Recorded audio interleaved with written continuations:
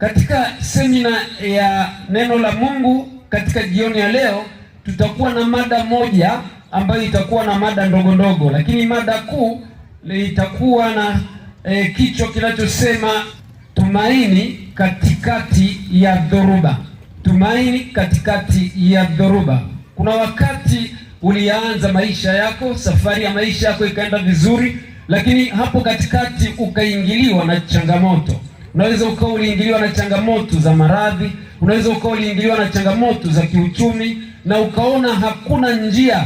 Wengine kwa bahati mbaya mpaka wanaenda kwa waganga wa kienyeji kupiga ramli. Nataka kukuambia usipoteze muda wako. Katika Biblia lipo tumaini. Hata kama uko katika changamoto, hata kama uko katika dhoruba, ukimwamini Yesu na kufuata anachosema katika neno lake, hakika utaokolewa. Bwana Yesu asifiwe sana. Wale waliovunjika moyo, wale ambao wanaona maisha hayaendi, nimekwisha kusema tutatoa namba zetu katika ile timu ya maombi itakuwa ikikuombea. Wale wanaohitaji kulijua neno la Mungu, tutatoa namba zetu kwa ajili ya kuwasiliana na watumishi wa Mungu waweze kukusaidia. Wale ambao wana changamoto katika familia zao watapata pia washauri na saa katika ndoa, tutatoa namba zetu. Lakini pia hata wale watakaohitaji tuonane uso kwa uso, tuko tayari kuonana nao kwa muda wa wiki hizi mbili tutakapokuwa tukitoa semina ya neno la Mungu. Tutatoa boksi la maoni, tutaliweka hapo katikati ya uwanja katika nguzo za jukwaa, na hilo boksi la maoni, ikiwa una maoni yoyote au swali lolote, pia unaweza wakati wote ukatumbukiza, alafu sisi tutachukua na tutaenda kuyafanyia kazi, na kisha yatakuwa ni sehemu ya mada tunazohangaika nazo. Kumbuka haya ni mafundisho ya semina ya neno la Mungu, tumaini katikati ya dhoruba. Na nianze katika siku ya leo kwa kuzungumzia kisa ambacho Yesu Kristo alipokuwa akiwaonya wanafunzi wake katika kile kitabu cha Mathayo sura ya 24. Aliwaambia kwa kuwaonya kutokana na jinsi ambavyo nyakati za mwisho tulizo nazo leo mambo yatakapokuwa yakibadilika, na akawaambia tujihadhari kwa kutupa maneno matatu makubwa katika kile kitabu cha Mathayo sura ya 24 fungu la 37. Ninakwenda kuangalia kipengele kidogo sana ambacho Yesu alikitamka akisema, mkumbukeni mkewe Lutu. Mkumbukeni mkewe Lutu. Mkumbukeni mkewe Lutu. Kwa nini tumkumbuke mke wa Lutu? Akina mama mlioko hapa sokoni, uliwahi kusoma Biblia yako na ukaona mahali pameandikwa mkumbuke mkewe Lutu? Je, mke wa Lutu ana mema gani ya kukumbukwa mpaka Yesu atoe onyo kwamba mkumbukeni mkewe Lutu? Mke wa Lutu alifanya kosa gani? Msomaji, naomba unisomee katika kile kitabu cha Mathayo sura ya 24 fungu la 37. Mathayo 24:30 anasema, twende kwa haraka haraka. 37 anasema, ndio, kwa maana kama vile ilivyokuwa siku za Nuhu, kwa maana kama ilivyokuwa siku za Nuhu, ndivyo kutakavyokuwa kuja kwake mwana wa Adamu. Ndivyo kutakavyokuwa kuja kwake mwana wa Adamu. Kwa hiyo Yesu Kristo anauonya ulimwengu, pamoja na kwamba tuko katika shughuli zetu hapa sokoni, pamoja na kwamba tupo katika mahangaiko ya dunia, pamoja na kwamba tupo katika majengo ya starehe tunakunywa, pamoja na kwamba kuna mahali tumekaa tunachoma nyama, pamoja na kwamba kuna mahali tumekaa tunafurahi, lakini ukumbuke neno moja ambalo analisema, kuna jambo lilitokea wakati wa Nuhu, wakati watu wameingia katika mchanganyiko mkubwa wa kimaisha, na hivyo dhambi ikawepo ulimwenguni. Watu wakawa hawautafuti tena uso wa Mungu, wakikaa katika mazingira ambayo walikuwa wanajua ni salama. Lakini hapo ndipo Nuhu alipoingia katika safina, na alipoingia katika safina akaiokoa familia yake.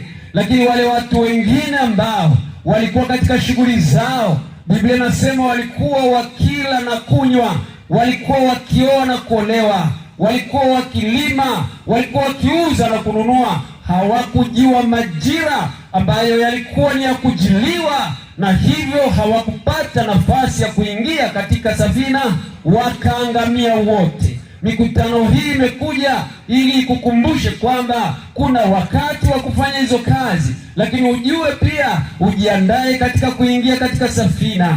Mwana wa Adamu atakapokuja, Yesu Kristo atakapokuja, atawachukua wale walio tayari, wale waliojiandaa, lakini wengine ambao walikuwa kama ule wakati wa Nuhu hawataokolewa. Mikutano hii imekuletea habari njema ya kuokolewa, kwamba pamoja na shughuli nyingi tulizo nazo, hakikisha Yesu yuko moyoni. Bwana Yesu asifiwe sana.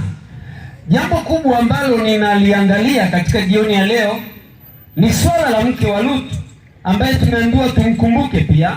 Katika kile kitabu cha Luka 17 nitasoma, anasema katika kitabu kile cha Luka sura ya 17 17:26 anasema, na kama ilivyokuwa siku za Nuhu, ndivyo itakavyokuwa katika siku zake mwana wa Adamu. Walikuwa wakila na kunywa, walikuwa wakioa na kuolewa, hata siku ile Nuhu aliyoingia katika safina, gharika ikashuka ikawaangamiza wote, na kadhalika isikiyo hapo, kama ilivyokuwa katika siku za Lutu. Walikuwa wakila na kunywa, walikuwa wakinunua na kuuza, wakipanda na kujenga. Lakini siku ile Lutu aliyotoka Sodoma, kulinyesha moto na kiberiti kutoka mbinguni, vikawaangamiza wote. Hivyo ndivyo itakavyokuwa siku ile atakayofunuliwa mwana wa Adamu. Mkumbukeni mkewe Lutu, mkumbukeni mkewe Lutu. Lutu mke wake alikuwa ni nani? Lutu alikuwa ni kijana wakati Abrahamu anapokea wito wa Mungu, na Lutu aliishi na Abrahamu maisha ya amani kabisa. Na maisha hayo ambayo Lutu aliishi na Abrahamu, akiwa ni mtoto wa kaka yake, ambaye kaka yake alikuwa amefariki, Abrahamu akaachiwa Lutu kumlea, na hivyo Lutu akaamua kuishi na Abrahamu.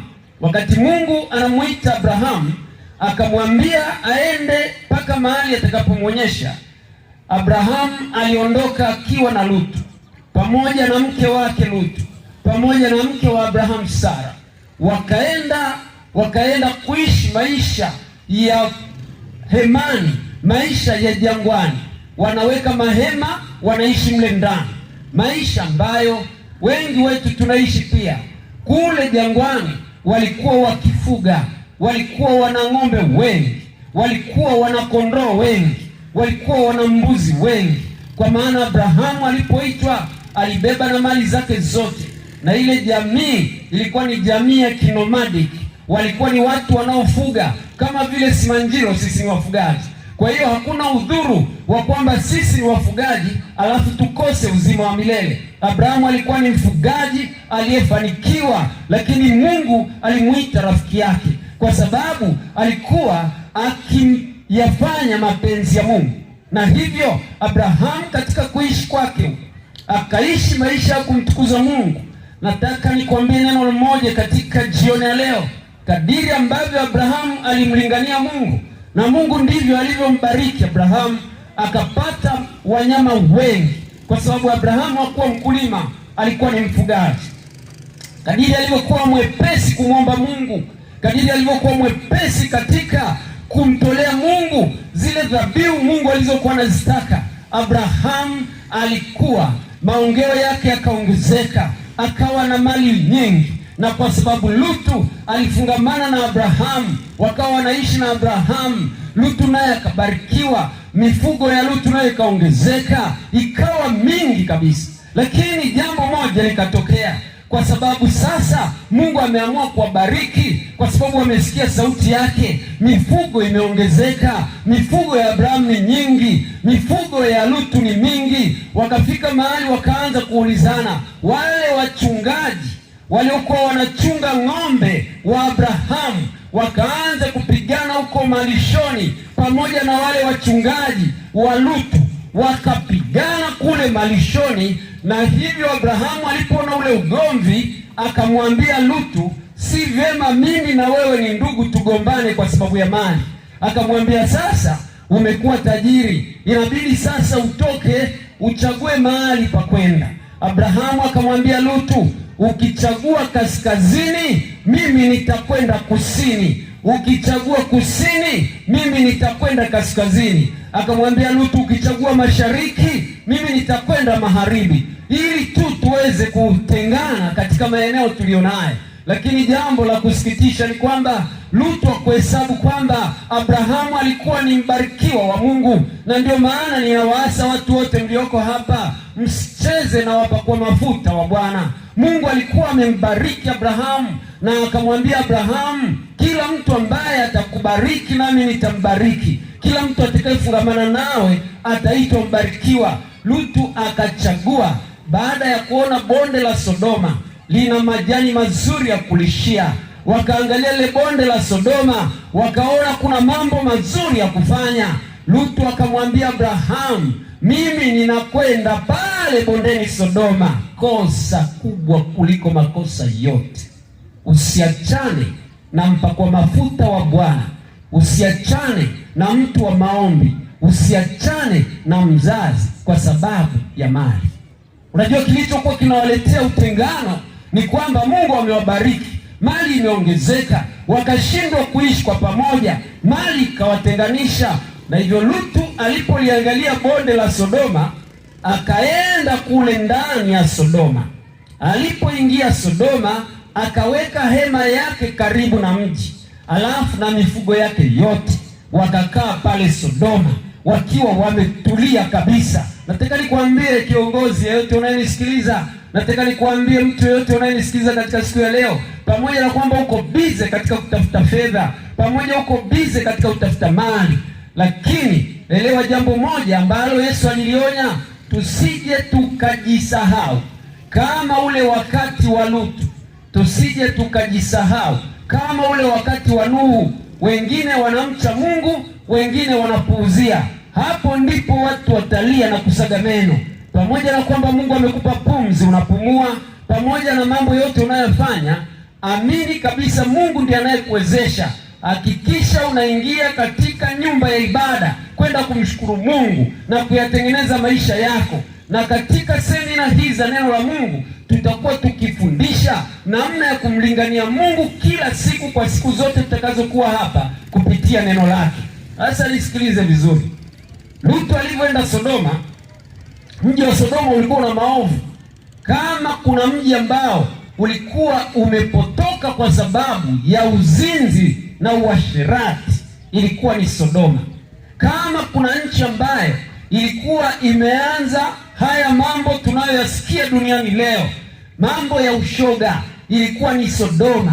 Unakumbuka hata malaika walivyoshuka Sodoma wakiwa na sura za wanaume, lakini watu wa Sodoma wakaenda kwa Lutu wakamwambia Lutu, tunahitaji ututolee hao wanaume walioingia humo tuwajue. Neno kuwajua katika Biblia ni kuwafanyia matendo machafu wale malaika, na hivyo wakawa wanang'ang'ana pale ili kwamba wafanyie malaika mambo machafu. Kuna wakati mtu anaweza akawa mchafu mpaka anafika mahali anamdharau Mungu. Hawa nao Sodoma walifika katika hiyo hali, na ndio maana Mungu akamwambia Abrahamu, sikiliza, nimesikia ubaya na uovu wa Sodoma, ninataka nishuke Sodoma niende nikauangamize ule mji. Abrahamu akakumbuka kule Sodoma walipoachana na ndugu yake Lutu. Lutu alienda Sodoma, Abrahamu akaanza kuumia, anamuuliza Mungu, mimi nimemfundisha Lutu habari njema, je, ukiangamiza Sodoma utawaangamiza waovu na wema? Mungu akamwambia Lutu, ikiwa kuna mwema yoyote katika Sodoma hataangamia.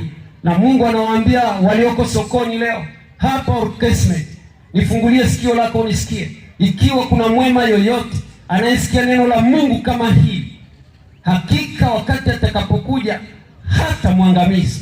Na ndipo Lutu akaendelea kulia, Abrahamu akaendelea kulia, kwa sababu anajua alipo ndugu yake Lutu panaenda kuangamizwa, na Mungu akisema amesema. Lakini Mungu akasaidia, pamoja na kwamba Lutu alikuwa ameenda katika mji wa waovu, lakini yeye bado alikuwa anaishi katika mji wa watu waliochanganyikiwa, mji wa watu ambao walikuwa ni waovu. Alikuwa akiishi katika mji ambao hauna amani, mji wa waasherati, mji wa mafisadi. Lakini Lutu alikuwa hajapoteza uchaji wake kwa Mungu, na ndio maana wale malaika waliokuwa wanaangamiza mji wakashuka Sodoma. Walivyofika pale Sodoma, wakamkuta Lutu amekaa kwenye malango ya mji. Ilikuwa ni kawaida ya Lutu kila jioni kukaa katika malango ya mji, akijua mji wa Sodoma ulikuwa ni mji mwovu, ili ikiwa kuna wageni wanaoingia aweze kuwakaribisha nyumbani mwake. Mungu anataka hata wewe unayemfahamu Mungu, nyumbani kwako kuwe makao ya kukaribisha watu, ili uweze kuwasitiri wanapumzika kwako, alafu wanaendelea na safari. Tunamwona Lutu, tabia ile aliyokuwa amefundishwa na Abrahamu, amekaa sawa, na sasa anasema mimi hapa nitakuwa nikiwakaribisha wageni wote wanaoingia. Na Biblia inasema katika kitabu cha Wakorinto, kwa kufanya hivyo Lutu aliwakaribisha malaika pasipo kujua. Sio kila anayekuja kwako ukafikiri ni mtu wa kawaida. Hata yule ambaye ni mchafu unayemwona mpaka unashika pua akija kwako, huenda Mungu amekuletea namna ya kukujaribu. Ukimkaribisha huyo, unaweza ukawa umemkaribisha malaika. Ndio maana Biblia inasema wengine waliwakaribisha wanadamu wakifikiri wamewakaribisha wanadamu, kumbe wamewakarimu malaika. Mtu akikanyaga nyumbani kwako asiondoke bila kunywa chai, bila kuwa hata na kikombe cha maji ya kunywa, utavuna baraka. Hawa watu walipofika Sodoma, wale malaika, Lutu aliwaona ni watu wa kawaida, lakini alijua sio wenyeji wa Sodoma, kwa sababu wenyeji wa Sodoma walivyokuwa wakivaa, namna ya maisha yao, walikuwa wakijulikana. Hivyo Lutu alikuwa ni rahisi kabisa kujua huyu aliyeingia hapa sio Msodoma, kwa sababu ya tabia yao mbaya. Alikuambia kitu cha pekee. Lutu akawakaribisha wale wanaume wawili, akawaambia karibuni nyumbani. Tena anaenda kuwainamia kabisa, anasema kama nimepata kibali, ingieni nyumbani kwangu, mnawe miguu, mle chakula, alafu kesho muendelee na safari. Wakamwambia hapana, sisi tutakaa hapa hapa viwanjani, giza litukute, na kesho tutaondoka. Lutu akajua wakikapo viwanjani, watakachofanyiwa usiku huo ilikuwa ni hatari, kwa sababu Sodoma ilikuwa ni nchi ya ajabu, ilikuwa ina uovu wa ajabu. Hivyo akawakaribisha, amewafikisha nyumbani. Jioni ile watu wote wanaume wakajisonga kwa Lutu, wasema tunataka utupatie hao wageni tuwajue. Tena wanaume, Lutu akasema hapana ndugu zangu, haifai kufanya hivi. Na mimi najaribu kuangalia huyu mtu anaitwa Lutu, ambaye yuko tayari kuwatoa watoto wake wafanyiwe uchafu akiwalinda wageni. Alikuwa na imani ya ajabu sana. Na ndipo Lutu akawaambia wale watu wa Sodoma, kuliko mwafanyie hawa wageni wangu namna hii, ninao mabinti wawili bikira hapa nyumbani, naomba niwape hao mabinti mkawafanyie mnavyotaka. Wakamwambia sisi hatuwataki hao mabinti, tunawataka hao wageni. Na ndipo Mungu akawa ameshuhudia kwamba huu mji una waovu. Ndipo wale malaika wakajifunua kutoka katika sura ya kibinadamu, wakawa malaika. Sasa ndipo wakawapiga wale watu upofu. Alafu walivyowapiga upofu, akawaambia tu neno moja. Wale malaika wakamwambia Lutu, sisi ni wajumbe wa Mungu, huu mji unachomwa moto usiku huu, kama una mtu yeyote ambaye ni ndugu yako aliyeko kwenye huu mji, nakumbuka leo ombi la Abrahamu, je, Bwana, ukiwapata wema wachache katika ule mji utauangamiza? Mungu akasema la hasha, sitaangamiza. Sasa Mungu anakusudia kwamba awaokoe wale wote ambao ni wema. Ameshaipata familia ya Lutu, yeye na mke wake na wabinti wawili. Sasa anamwambia Lutu, kama una mtu yoyote katika huu mji, nenda kamwambie mkimbie, kwa sababu asubuhi Sodoma inachomwa moto.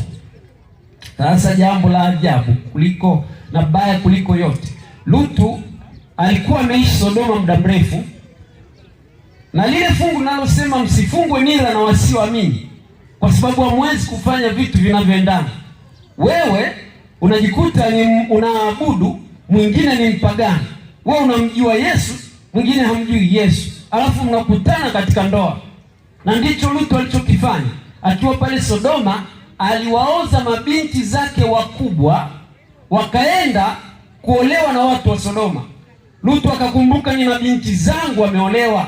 Ndipo Lutu usiku ule akakimbia, kwa sababu ni agizo la Mungu, ni agizo la malaika kwamba mji unachomwa moto. Lutu alipokimbia kwa wale watu, akaenda mpaka kwa wakwe zake walioa binti zake, akawaambia, na wasii watoto wangu na wasii wakwe zangu, huu mji kesho unachomwa moto, tukimbie tusije tukaangamia. Wale watoto wa kike na waume zao wakamwangalia baba yao, wakaona kama amechanganyikiwa. Uliona wapi moto unashuka kutoka mbinguni mzee? Mbona unataka kuchanganyikiwa? Akawasii usiku kucha. Biblia imeandika neno moja tu, Lutu akawa kama mwenye kucheza mbele za wakweze. Hata sisi hapa tumekuja tumeweka jukwaa ili kwamba tuweze kuwahubiria watu mbalimbali wanaopita hapa, waliopo hapa, na tunawaita mkaribie, msikilize semina ya neno la Mungu, ili kupitia semina hiyo ufanye maamuzi ya kubadilisha mwenendo wa maisha. Lakini kama vile watoto wa Lutu na waume zao walimwona baba yao ni mwenye kucheza, Biblia imeandika neno gumu sana, Lutu akawa kama ni mwenye kucheza mbele ya wakweze.